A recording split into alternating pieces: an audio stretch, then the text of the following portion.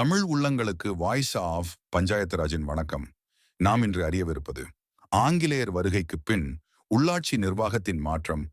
சோழர்கள் ஆட்சி காலத்திற்கு பின்னர் விஜயநகர அரசர்கள் காலத்தில் மையம் தழுவிய நில அமைப்பு முறை உருவாக்கப்பட்டது.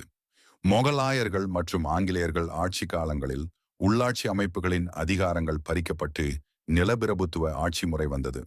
இந்தியாவின் இயற்கை வளங்கள் அந்நியர்களால் அபகரிக்கப்பட்டது. நகரங்களில் அதிகாரங்கள் குவிக்கப்பட்டு நவீன தொழில்மயமானதால் நகரங்களை நோக்கி கிராம மக்களிடம் பெயர்ந்தனர். ஆகையால் அழிவை நோக்கி கிராமங்கள் சென்றது. வேலைவாய்ப்பு இல்லாத நிலையும் ஏற்பட்டு கிராம சுயாட்சி முறை முற்றிலுமாக வீழ்ச்சியடைந்தது. ஆங்கிலேயர் ஆட்சி காலத்தில் அவர்களுக்கு ஏற்றவாறு உள்ளூர் அரசமைப்பு முறையை அமைத்துக் கொண்டார்கள். நியாயம் வழங்கும் பணியும் கிராம அமைதி காக்கும் பணியும் காவல்துறைக்கு வழங்கினார்கள். 1854ஆம் ஆண்டு உள்ளாட்சி அமைப்புகளில் முதல் அடித்தளமாக மாவட்ட சாலை நிதி ஆங்கிலேயர் ஆட்சி காலத்தில் ஏற்படுத்தப்பட்டது. 1871இல் ஆளுநர் திரு மாயோ அவர்களால் மக்களாட்சி முறை பரவலாக்கப்பட்டு மெட்ராஸ் உள்ளூர் நிதி சட்டம் கொண்டு வந்தார்கள். உள்ளூர் வரி விதிக்கும் அதிகாரம் உள்ளாட்சி அமைப்புகளுக்கு வழங்கப்பட்டு உள்ளாட்சி நிர்வாகத்திற்கு புத்துயிர் அளித்தார்கள். 1882இல் ஆங்கிலேயர் ஆட்சி காலத்தில் திரு ரிப்பன் பிரபு என்பவரால் உள்ளூர் அமைப்பு மசோதா என்ற வரலாற்று சிறப்புமிக்க சட்டத்தை 1833இல் நடைமுறைப்படுத்தினார்.